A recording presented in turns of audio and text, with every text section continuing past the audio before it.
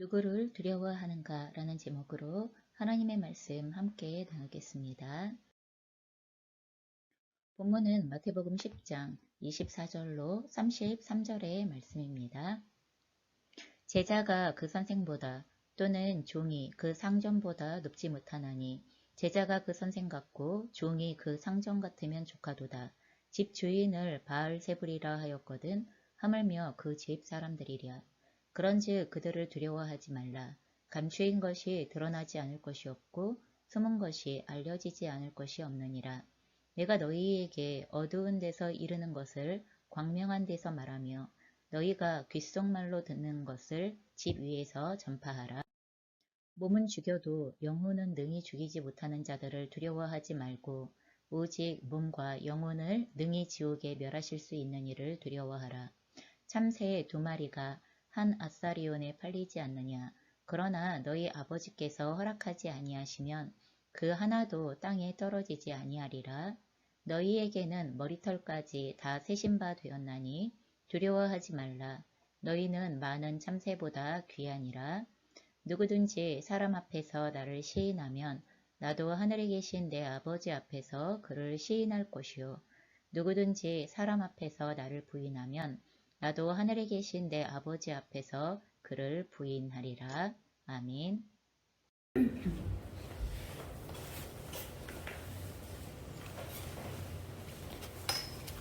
네, 오늘의 말씀은 마태복음 10장의 배경을 가지고 있습니다. 다시 말해서 예수님께서 그의 12제자를 부르시고 그리고 더러운 귀신을 쫓아내시며 모든 병과 모든 약한 것을 고치는 권능을 제자들에게 주시고 또한 이스라엘의 잃어버린 영혼들에게 천국 복음을 전파하도록 제자들을 파송하신 그 배경 속에서 계속 이어지고 있는 그러한 말씀입니다. 이 마태복음 10장에 예수님의 제자들을 세상으로 파송하시는 이 말씀은 마태복음 28장의 마지막 말씀을 통하여서 하늘과 땅의 모든 권세를 받으신 예수님께서 세상 끝날까지 함께 하심을 약속하시면서 그 제자들을 모든 민족에게 보내며 복음 선포를 통한 구원을 전하시도록 명령하셨던 그 말씀 안에서 그 당시 예수님의 제자들에게 뿐만이 아니라 오늘을 살아가고 있는 예수님의 제자로서의 우리들에게도 동일하게 해당되어지는 말씀이라는 것을 저희가 전제로 하고 오늘의 말씀을 기억하셨으면 좋겠습니다. 천국 복음을 들고 세상으로 나간 그 제자들을 기다리는 삶이 어떠한 삶이었을까? 그럼 그것에 대하여서 마태복음은 굉장히 한마디로 적나라하게 이야기를 해줘요. 그래서 지금 오늘 우리가 읽었던 24절 그 앞에 부분 10장 16절에서 23절까지의 말씀을 보면은요. 복음을 들고 세상을 향하여 나아갔었던 복음을 전파하기 위하여 나아갔었던 제자들의 삶에 펼쳐진 내용들이 무엇이냐라는 것에 대하여 한마디로 이야기하면 너희들은 세상에 미움을 받을 것이며 그로 인한 박해를 당하게 되어질 것이다 라고 이렇게 말씀하시는 것을 듣게 되어집니다. 오죽하면 세상으로 제자들을 보내시는 상황에 대하여 예수님은 내가 너희를 보내니 양을 이리 가운데로 보냄과 같다 라고 이렇게도 설명하십니다. 여러분 이거 내가 너희를 보내는 것이 양을 이리 가운데로 보내는 것과 같다. 여러분 이리 가운데로 양을 보내는 그림 좀 그려지십니까? 이리들 사이에 둘러싸여져 있는 양의 그림이 혹시 머리에 그려지시는지 모르겠습니다. 생각만 해도 너무나 끝이 예상되어지는 그런 그림 아닙니까? 양이 곧 이리들에게 잡아먹히고 화면이 까맣게 변하면서 끝이라고 엔딩 이렇게 끝이 날 것 같은 이런 그림 아니에요? 저는 그게 굉장히 상식적인 그림이 되어질 것이라고 생각이 됩니다. 그럼에도 불구하고 22절에는요 예수님께서 이렇게 말씀하십니다. 너희가 내 이름으로 말미암아 모든 사람에게 미움을 받을 것이나 그렇게 되어진대요. 그런데 끝까지 견디는 자는 구원을 얻으리라 라고 말씀하시면서 끝까지 견디는 길이 있다고 말씀해 주신다는 것입니다. 그래서 예수님께서 그 제자들을 세상으로 복음을 전파하시면서 보내시는 그 그림이 우리가 생각하는 엔딩의 그림과 굉장히 달라지게 된다는 것을 말씀하시는 것이죠. 자, 계속하여 여기서 한 가지 짚고 넘어가고 싶은 것은 무엇이냐 하면 이 말씀의 배경에 대하여서 다시 한번 짚고 싶습니다. 이 말씀은 예수님을 믿고 또 예수님의 말씀을 순종하여서 세상으로 파송된 예수님의 제자들의 삶에 대한 그런 말씀입니다. 그렇기 때문에 이 말씀을 듣는 우리들 가운데에 어떤 분은 저는 예수님의 이름 때문에 세상이 저를 미워하는 경험을 해본 적이 없습니다. 저는 그리스도인이 왜 세상으로부터 어려움을 겪어야 하는지 잘 모르겠습니다. 혹시 이렇게 생각하시거나 이렇게 말씀하시는 분이 계시다면 우리는 먼저 자신이 예수님의 뒤를 따르는 제자로 살아가고 있는지에 대하여서 나의 삶이 예수 그리스도의 제자로서 예수님을 따라가는 삶을 살아가고 있는가 이것을 먼저 살펴보시기를 부탁을 드리겠습니다. 자, 그러면 세상은 왜 제자들을 미워하고 박해하는 것입니까? 도대체 왜 그렇습니까? 그것을 한마디로 이야기하자면 우리들의 정체성 때문입니다. 그것이 오늘 우리가 본 24절, 25절에 나와 있는 말씀입니다. 다시 한번 보겠습니다. 제자가 그 선생보다 또는 종이 그 상전보다 놓지 못하나니 제자가 그 선생 같고 종이 그 상전 같으면 조카도다. 집주인을 바알세불이라 하였거든 하물며 그 집 사람들이랴 이렇게 기록하고 계시죠. 이 본문은 제자가 그 선생보다 혹은 종이 그 상전보다 높을 수 없다고 그렇게 표명합니다. 여기에서의 제자나 종은 예수님의 제자들인 우리들을 의미합니다. 그리고 또한 선생, 상전은 예수님을 의미합니다. 그런데 당시 예수님에 대하여서 세상은 예수님을 어떻게 취급했냐 하면 바알세불, 귀신의 왕이라고 이렇게 치부했습니다. 예수님의 모든 기적과 그리고 그 표적과 역사들에 대하여서 그 예수님의 사역들이 귀신의 힘을 빌어서 진행하는 것이다 라고 이렇게 몰아붙이기 시작했고 비난했고 규정했기 때문에 예수님을 바알세불의 왕, 바알세불 곧 귀신의 왕 이렇게 불렀었다는 것입니다. 스승이자 상전이었던 예수님에게조차 온갖 멸시로 조롱으로 대하였던 그 세상이 여러분 예수님의 제자인 예수님의 종인 그 예수님의 제자들을 향하여서 어떻게 대할 것인가 하는 것은 너무 불보듯 뻔하다는 것입니다. 예수님을 그렇게 대했다면 그 제자들을 대하는 것은 훨씬 더 심각할 것이고 훨씬 더 비난할 것이고 조롱할 것이고 멸시할 것이며 아무것도 아닌 것으로 여기거나 아니면 위협하기 시작하는 이런 모습들이 나타날 것이라고 말씀하시는 것입니다. 그래서 우리의 주인이시면서 스승이신 예수님께서 이렇게 세상의 미움을 받고 멸시와 천대를 받았으니 그분의 제자이며 종인 우리들을 핍박하는 것은 매우 당연한 일이다 라고 말씀하시는 거죠.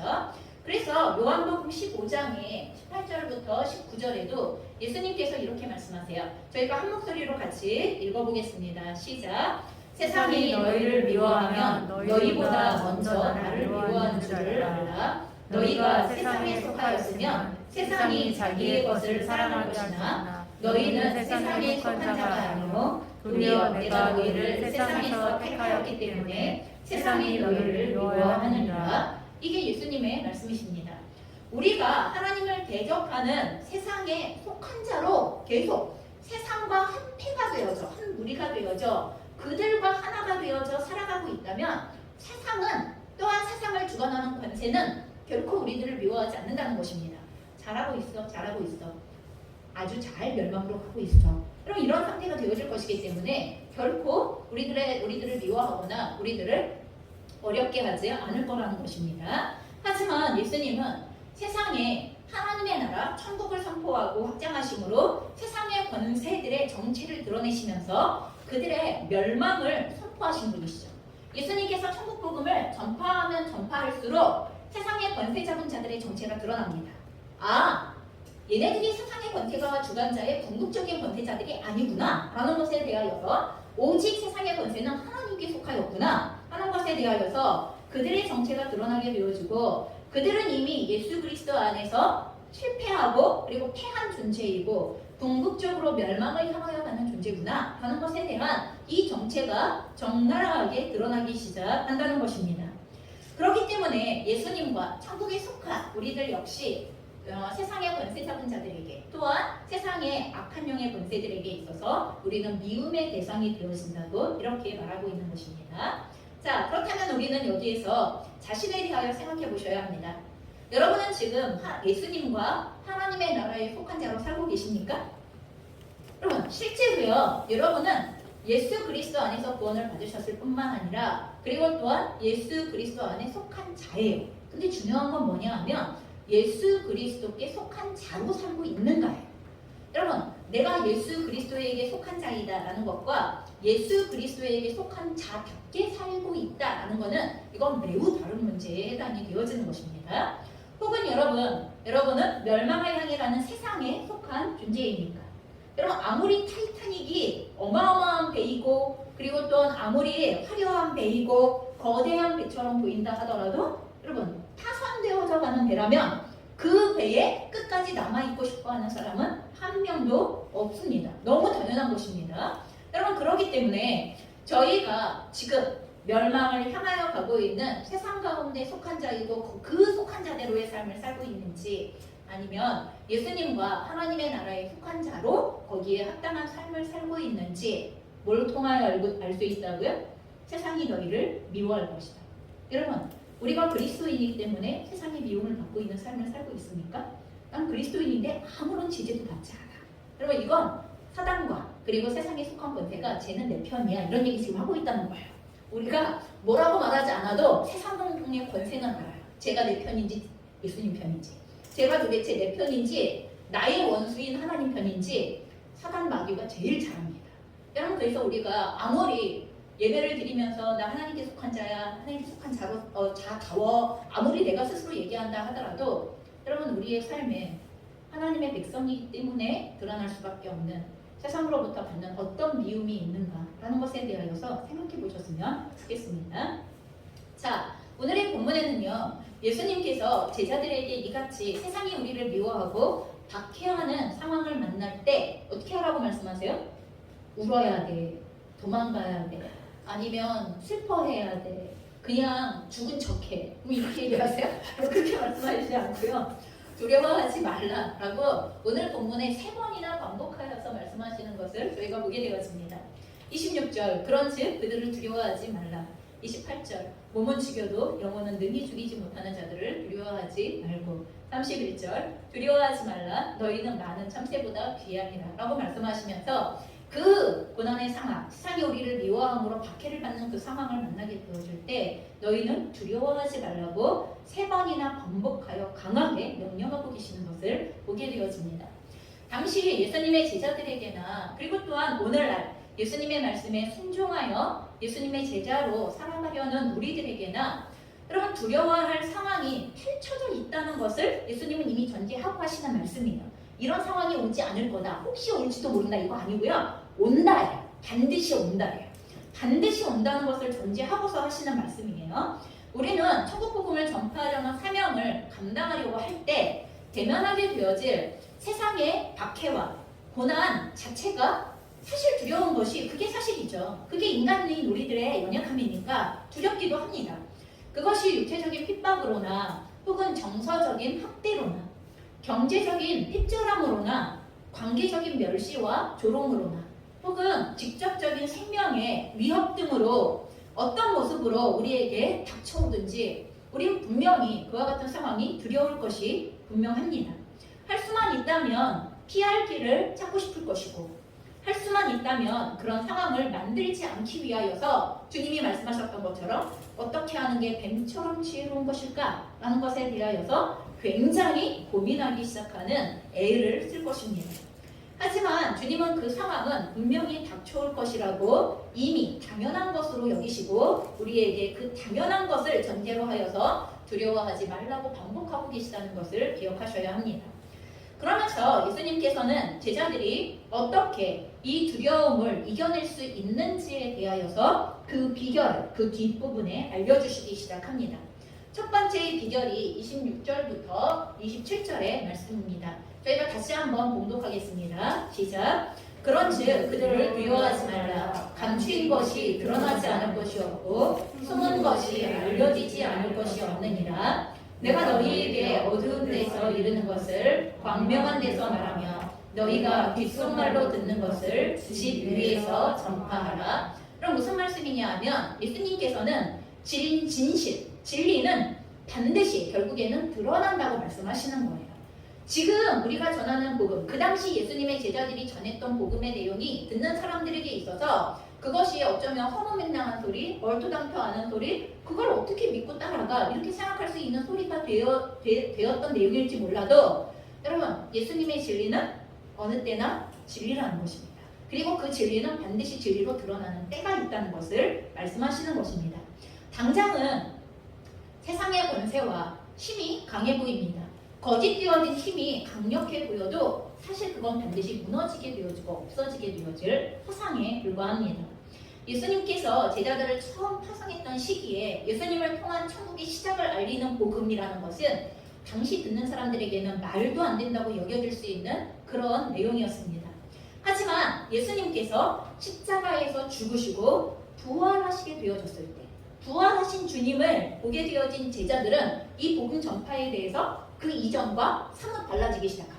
여러분 예수님께서 마태복음 10장에서 제자들을 파송하였을 때에는 예수님께서 부여하셨던 능력과 권세를 가지고서 여러분 굉장히 실험적인 하나님의 나라의 복음을 전파하는 이러한 상황이었어요. 하지만 사도행전으로 넘어가면서 부활하신 주님을 보고 난 제자들은 자신의 생명과 맞바꾸기를 두려워하지 않으면서 복음을 전파하는 복음에 대한 굉장히 강력한 확신을 가지고 전파하게 되어지는 이런 상태가 되어집니다. 여러분 그 기점이 뭐였어요? 우리에게 하나님의 복음을 전파하라고 말씀하셨던 그분이 바로 하나님이셨구나 라는 부활하신 주님을 만나게 되어졌기 때문이에요. 여러분 이렇게 부활하신 예수님을 본 제자들의 태도가 완전히 바뀌었다면 여러분 주님의 재림의 날 복음을 통한 모든 추수가 끝나고 난 이후에 주님 앞에 서게 되어질 때에는 얼마나 당연한 확신을 가지고 이게 진리지 라는 것에 대한 얼마나 담대하고도 당당한 확신을 가지고 하나님 앞에 서게 되어질 것인지 그리고 또한 복음에 대하여 확신하게 되어질 것인지 여러분 우리는 기대할 수 있을 것입니다. 그렇기 때문에 순간을 모면하고 상황을 피하기 위하여서 진리를 거짓으로 덮어서는 안 됩니다. 모른 척하거나 방관해서도 안 됩니다. 로마서 1장 16절은 복음에 대하여 굉장히 단호하게 선언합니다. 이 복음은 모든 믿는 자에게 구원을 주시는 하나님의 능력이 됩니다.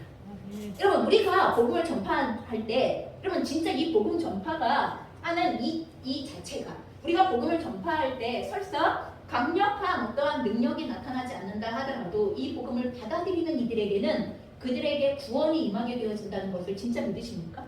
여러분 내가 누군가에게 이 복음을 전할 때 그 순간에는 별일이 일어나지 않잖아요. 그렇죠? 여러분 내가 복음을 전하는데 천둥이 막 치면서 벼락이 치면서 막 우르르 꽝 하면서 그래 그게 내 말이다 이렇게 말씀해 주시면 정말 좋겠지만 사실 그래요? 그렇지 않잖아요. 우리가 복음을 전파할 때 아무 일도 일어나지 않을 것처럼 복음이 전파되어져요. 그런데 막상 그 복음을 받아들일 때 그러면 이 복음이 한 사람의 영혼 가운데에 들어가 여러분 그 씨가 심기고 그리고 그것이 자라나가고 주님께서 그 안에 성령으로 역사하시기 시작하실 때 그 사람의 인생이 바뀌잖아요. 제자들의 인생이 바뀌었던 것처럼 그러면 한 사람의 영혼이 바뀌잖아요.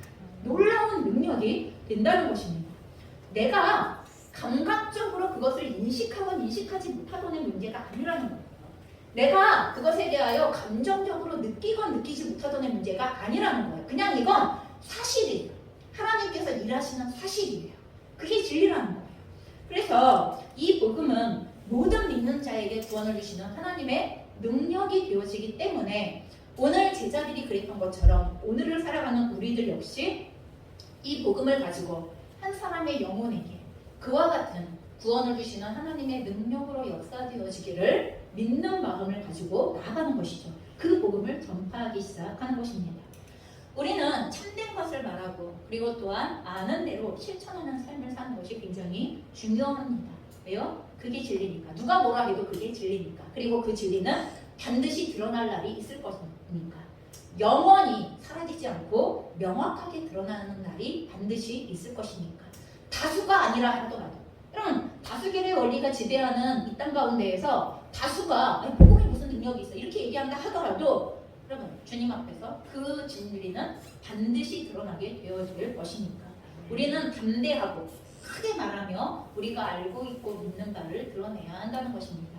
결국 진실이 승리한다는 것을 믿을 때 여러분 우리가 두려워하는 것을 넘어서는 믿음과 그리고 또한 복음 전파의 삶으로 박해를 받을지라도 이 일을 멈추지 않는 삶으로 나아갈 수가 있다는 것입니다. 두 번째, 우리가 그와 같은 복음 전파자로서 살아갈 때에 다가오는 모든 박해와 세상의 미움에 대하여 두려워하지 않을 수 있는 비결에 대하여 말씀하시는 게 28절로 31절의 말씀입니다. 한번 저희가 다시 봉독하겠습니다. 몸은 죽여도 영혼은 능히 죽이지 못하는 자들을 두려워하지 말고 오직 몸과 영혼을 능히 지옥에 멸하실 수 있는 이를 두려워하라. 참새 2마리가 한 아사리온에 팔리지 않느냐? 그러나 너희 아버지께서 허락하지 아니하시면 그 하나도 땅에 떨어지지 아니하리라. 너희에게는 머리털까지 다 세신 바 되었나니 두려워하지 말라. 너희는 많은 참새보다 귀하니라. 여러분, 여기서 두 번째 비결로 말씀하시는 것은 무엇이냐 하면 예수님께서는 우리의 생명이 하나님께 달려있다고, 하나님께만 달려있다고 이 말씀을 기억하라는 것입니다. 세상 권세는요, 우리들을 돈으로, 힘으로, 명예로, 인기로, 지식으로 위협하면서 최종적으로 죽음으로 위협합니다. 예, 맞습니다. 세상 권세는요, 우리들의 육체의 생명을 빼앗을 수도 있을 것입니다. 분명히 그럴 수 있을 것입니다. 그게 사실입니다. 하지만 거기까지라는 거예요. 딱 거기까지. 세상의 권세가 할 수 있는 건 우리의 육체의 생명을 빼앗을 수 있는 거기까지. 모든 위협을 통하여서 할 수 있는 최종의 마지막 선이 우리의 육체의 생명을 끝낼 수 있는 거기까지입니다. 몸은 죽여도 영혼을 죽일 권한이 세상 권세에게는 없습니다. 오히려 예수님은 몸과 영혼을 능히 지옥에 멸하실 수 있는 권세를 가지고 계신 분이시라는 것을 너희는 반드시 기억하라고 말씀하시는 것입니다. 여러분, 하나님께서는요, 그분의 피조물인 참새 1마리까지 아끼시고 그리고 돌보시는 하나님이십니다. 여러분, 맞습니까? 아까 우리가 읽었던 것처럼 참새 2마리가 한 아사리온에 팔리지 않느냐. 여러분, 이와 같은 일조차도 하나님의 허락이 없이는 일어나지 않는 일이라는 거예요. 여러분, 우리가 세상을 살아가는 모든 삶의 상황들을 지켜볼 때 이해되어지지 않을 때가 있습니다. 하나님, 우크라이나가 저렇게 열심히 땅을 지켜내겠다고, 국민들을 지켜내겠다고 애쓰고 있는데 하나님, 왜 전쟁은 좀 빨리 끝나지 않습니까? 하나님, 왜 빨리 가입을 시켜주지 않습니까? 왜 나토는 같이 공격을 해주지 않습니까? 여러 가지 우리가 이야기를 할 수 있습니다. 아니, 왜 하나님께 속한 자들이 그렇게 어려움을 당합니까? 하나님을 사랑함으로 애를 쓰는 사람들이 왜 그렇게 고통을 당합니까? 그럼 우리가 이렇게 이해되어지지 않는, 우리가 가지고 있는 1차적인 선악론에서, 1차적인 선악론이 뭐예요?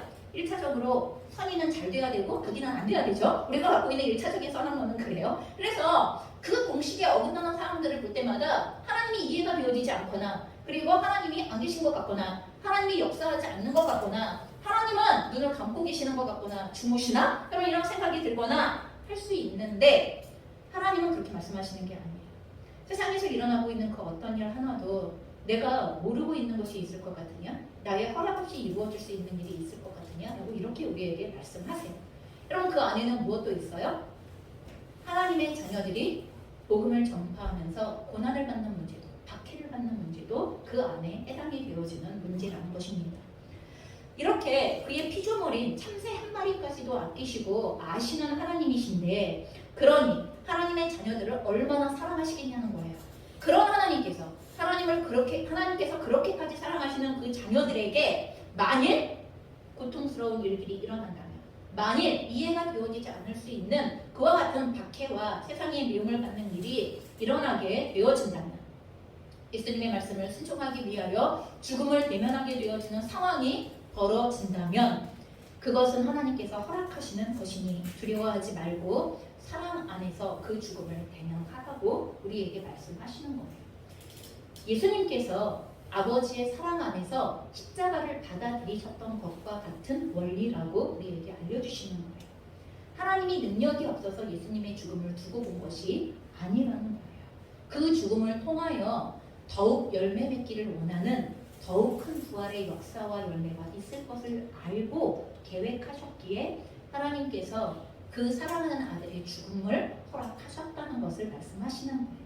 그러니 예수님께서 하나님의 복음을 들고 세상 가운데로 나아가는 하나님의 자녀들이 대면하게 되어질 그 박해나 그 세상의 미움 앞에서 혹시 그런 일을 당하게 되어지거든 너희는 네가 큰 무엇인가를 잘못해서 내가 이런 일을 당하나 보다 이렇게 생각하지 말고 하나님께서 이 상황 가운데 역시 함께하고 계시고 역시 섭리하고 계시며 하나님의 우리를 위한 예비하신 계획과 우리를 통하여 역사하시기를 원하시는 뜻이 있다는 것을 믿고 사랑 안에서 담대하게 직면하라 라고 이렇게 우리에게 말씀하시는 것입니다. 여러분, 사람은 두려워하는 것에 지배를 받는 존재입니다. 두려워하는 것에 종이 될 수밖에 없습니다. 그래서 히브리서 2장 12절에 보면은요, 사람들이 죽기를 무서워하기 때문에 일생 동안 마귀의 종노릇을 한다고 이렇게 기록되어져 있어요. 여러분, 사람들이 마귀에게 종노릇 하고 싶어 하는 거 아니라 죽기를 두려워하기 때문에 마귀가 죽음을 근거로 하여 우리를 위협하기 때문에 그러기 때문에 마귀에게 종노릇 한다고 얘기하시는 거예요. 여러분, 죽이겠다고 위협하면 무서워서 마귀가 시키는 대로 한다는 것입니다. 그런데 그리스도께서는 이렇게 종살이하는 죄인들을 해방시켜 주시기 위하여서 십자가에서 대신 죽으셨고 그리고 다시 살아나심을 통하여서 이와 같이 두려움에 떠는 자들, 사망으로 인하여서 두려움에 떠는 자들을 해방시키시고 사망과 마귀의 세력을 패하셨음을 그것에 대하여 승리하셨음을 선포하셨습니다. 그래서 복음의 메인 참된 그리스도인들은 더 이상 죽음을 두려워하는 게 아니에요. 사단이 마귀가 가지고서 위협하는 죽음의 권세로 인하여서 우리가 주님께서 명하신 일을 하지 못한다. 우리가 주님이 원하신 대로의 삶을 살지 못한다. 그런 존재가 더 이상 아니라는 것입니다. 더 이상 죽음조차를 두려워하지 않고 하나님의 사랑 안에서 그 죽음을 받아들이는 자들로 담대하게 하나님을 바라보며 나아갈 수 있는 존재가 되어진다라고 말씀하시는 게 여러분 우리의 몸은 죽이는 그런 자들을 두려워하지 말고 능히 우리의 영혼을 멸하실 수 있는 분에 대하여 두려워하라고 말씀하시는 그와 같은 내용입니다. 세 번째, 우리가 이 박해와 세상의 미움을 두려워하지 않을 수 있는 세 번째의 비결이 32절로부터 33절의 말씀입니다. 함께 공독하겠습니다. 누구든지 사람 앞에서 나를 시인하면 나도 하늘에 계신 내 아버지 앞에서 그를 시인할 것이요 누구든지 사람 앞에서 나를 부인하면 나도 하늘에 계신 내 아버지 앞에서 그를 부인하리라. 여러분, 이 여기에서 말씀하시는 것은 예수님께서는 우리에게 마지막 심판의 날을 기억할 때 너희는 두려움을 넘어설 수 있다고 이렇게 말씀하시는 것입니다. 사람 앞에서 예수님을 시인한다라는 말이 무슨 의미입니까? 세상 속에서 예수님의 말씀대로 명령대로 순종하는 삶을 사는 것을 말하는 것이 바로 사람들 앞에서 예수님을 시인한다라는 말의 의미입니다. 여러분 그냥 사람들 앞에서 나 예수 믿어 이렇게 얘기하는 것을 얘기하는 게 아니에요. 물론 사람들 앞에서 나 예수님을 믿는 그리스도인입니다 라고 담대하게 말해야 할 때가 있습니다. 그래야 할 때가 있을 뿐만 아니라 그 고백에 합당하게 그 시인에 합당하게 우리가 하나님의 말씀대로 명령대로 세상 속에서 아무리 위협이 있거나 유혹이 있거나 한 그 과정 가운데에서도 말씀과 명령을 기준으로 하여 순종하는 삶을 살아내는 것 여러분 그것이 바로 사람들 앞에서 예수님을 시인하는 삶의 내용입니다. 여러분 그것이 때로는 경건한 생활을 하는 것으로 드러날 수도 있습니다. 때로는 복음의 증인으로 복음을 전파하는 것으로 드러날 수도 있습니다. 어쩌면 자신의 생명을 맞바꿔서 사랑하는 삶으로 드러나야 할지도 모르겠습니다. 그래서 그런 삶은 세상 사람들이 보거나 세상의 권세자들이 보거나 또한 세상 가운데서 살아가는 사람들이 볼 때 미련해 보이는 것이고 부족해 보이는 것이고 무식해 보이는 것이고 뒤떨어진 것처럼 보이는 거라고 바울은 강력하게 이야기했었습니다. 십자가의 뜻대로 살아가는 게 세상에서 볼 때 얼마나 무력해 보이는 것인가에 대하여 말했었습니다. 천국 복음을 들고 듣기를 원하지 않는 사람들에게 그리고 또한 내가 단지 복음을 가지고 그들에게 나아왔다는 그 한 가지만으로도 나를 무례하게 대하는 그 사람들 앞에 설 때마다 그런 취급을 받으면서 설 때마다 여러분 우리가 속으로 생각합니다. 내가 이렇게까지 해야 되나? 그럼 그래서 이미 때려치우신 분들도 계시죠? 이미 그래서 더 이상은 안 해. 내가 왜 그런 대접을 받아야 돼? 내가 왜 그런 취급을 받아야 돼? 내가 왜 그런 정신나간 이상한 사람처럼 그런 대접을 받아야 돼? 이런 마음 때문에 더 이상 복음 전파 안 하시는 분들도 계실 거예요. 여러분 설사 그런 마음이 든다 하더라도 이것이 오늘 나의 삶에서 나의 주님이시며 또한 나의 주님이신 예수님을 시인하는 구체적인 삶의 순종이기 때문에 여러분 우리는 주님의 말씀을 기억하고 주님의 마음을 구하며 그 삶의 자리로 나아가는 세상 앞에서 사람들 앞에서 예수님을 시인하는 삶을 사셔야만 하는 것입니다. 여러분 예수님을 알면서도 세상 가운데에서 예수님을 부정하는 삶을 산 사람은 마지막 날에 어떻게 하신다고요?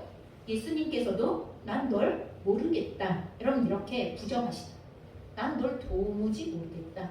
이렇게 말씀하시는 그 예수님의 말씀하신 앞에 서게 되어질 것이라고 그 마지막의 심판날을 우리에게 미리 알려주십니다. 우리는 야고보서를 통하여서 행함이 없는 믿음은 그 자체가 죽은 것이라는 것을 알고 있습니다. 여러분 그리스도인입니까? 근데 그리스도인답게 안 삽니까? 여러분 그리스도인입니까? 근데 그리스도의 복음을 전파하는 삶을 살지 않습니까? 여러분 우리가 그리스도인입니까? 그런데 그리스도를 따르지 않습니까? 여러분 우리가 그리스도인입니까? 그런데 그리스도께서 말씀하신 대로 순종하지 않습니까? 근데도 그리스도인입니까? 우리는 스스로 고민해 보셔야 합니다.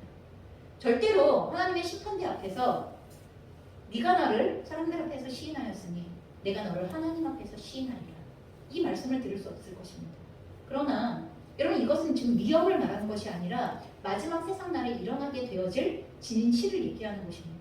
우리는 그 진실을 근거로 하여 오늘을 어떻게 살아갈 것인가에 대하여서 우리의 태도와 우리의 삶의 내용을 결정해야 하기 때문에 그런 것입니다. 우리는 요나단 에드워드라는 목사님을 알고 있습니다. 여러분 부흥운동을 이끌었던 굉장히 중요한 목사님 가운데 한 분이십니다. 근데 그 목사님이 이런 말씀을 했습니다. 이 시대의 가장 큰 죄악은 하나님의 백성들이 하나님을 기뻐하지 않는 것과 하나님을 두려워하지 않는 것이다. 여러분 하나님을 기뻐하십니까? 여러분 오늘 내 통장에 100만 원이 들어오는 것과 오늘 하나님과 동행하는 삶과 뭘 선택하시겠습니까? 동행하는 삶. 할렐루야. 아마 우리 형식이가 내고 100만 원이요 이렇게 얘기할 거예요. 여러분 그 형식이의 수준에서 그러는 것이고 여러분 그런데 혹시 우리 중에서도 그러지 않을까요? 100만 원이 내 통장에 들어오는 게 더 기쁘지 않으세요? 100만 원이 내 통장에 꽂혀 있는 게 보이면 굉장히 막 미소와 함께 흐뭇함의 마음이 막 밀려오시지 않으시겠습니까? 10억은 되죠. 10억 정도는 되니까. 자, 여러분 우리가 하나님을 기뻐하셨던 적이 어디십니까? 하나님을 기뻐하는 건 감사로 그 고백이 나오게 되어져 있고 감사를 하나님께 드리는 방법으로 나오게 되어져 있어요. 그렇죠? 우리가 하나님을 기뻐하고 있다는 것을 여러분은 어떤 방식으로 주님께 다시 표현하고 계십니까? 또한 세상 앞에 표현하고 있습니까? 정말 그렇게 하고 있습니까? 그것이 때로는 봉사요. 그것이 때로는 헌신이요. 그것이 복음의 전파요. 또한 그것이 사랑하는 삶으로 여러분 그렇게 우리의 삶에서 드러나는 것 아닙니까? 나를 위하여서가 아니라 하나님이 사랑하시는 그 영혼들을 위하여서. 그런데 어느 순간부터 우리는 하나님을 기뻐하지 않으면서도 하나님의 백성이라고 말하는 그런 시대가 되어졌습니다. 세상의 쾌락을 훨씬 기뻐하면서 살아가는 존재가 되어졌습니다. 그럼 하나님을 기뻐하지 않을 뿐만 아니라 하나님을 두려워하지 않는 삶이 익숙한 삶이 되어졌습니다. 여러분 사람을 두려워하는 것보다도 하나님을 더 두려워하지 않습니다. 돈을 두려워하는 것보다도 하나님을 더 두려워하지 않습니다. 세상의 인정을 두려워하는 것보다도 하나님을 더 두려워하지 않게 되어졌습니다.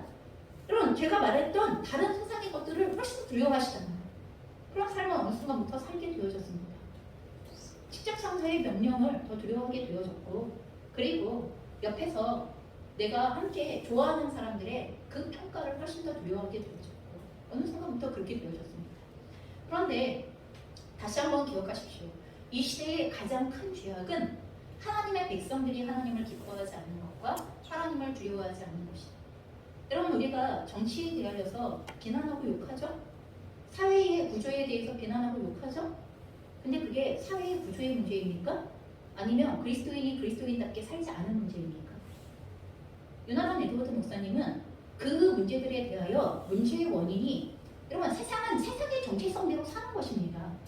세상의 권세자가 사단이 사단대로 살지 사단이 하나님처럼 살면 그게 이상한 것 아닙니까? 근데 웃긴 건 하나님의 백성이 하나님의 백성으로 살지 않는 게 웃긴 거예요. 세상이 망해가는 건 세상이 악해져가는 건 사단 때문이 때문이에요. 하나님의 백성이 하나님의 백성답게 살지 않으니까, 하나님을 기뻐하는 삶으로 살지 않으니까, 하나님을 두려워하는 삶으로 살지 않으니까, 그래서 세상은 악해져 가는 거예요. 우리가 우리의 역할을 하면, 우리가 소금으로 빛으로서의 그 역할을 하면 적어도 이 정도로 빠르게 부패하고 이 정도로 우리가 욕하면서 그리스도인으로 할 일 다 한 것처럼 살아가는 이런 삶을 살지는 않을 거예요. 우리가 욕하고 비난하는 시간에, 그리고 우리가 그것에 대하여서 슬퍼하고 애통하는 시간에 슬픔과 애통을 딛고 일어나, 그래서 우리가 뭐 해야 되지? 그래서 우리가 어떻게 해야 하지?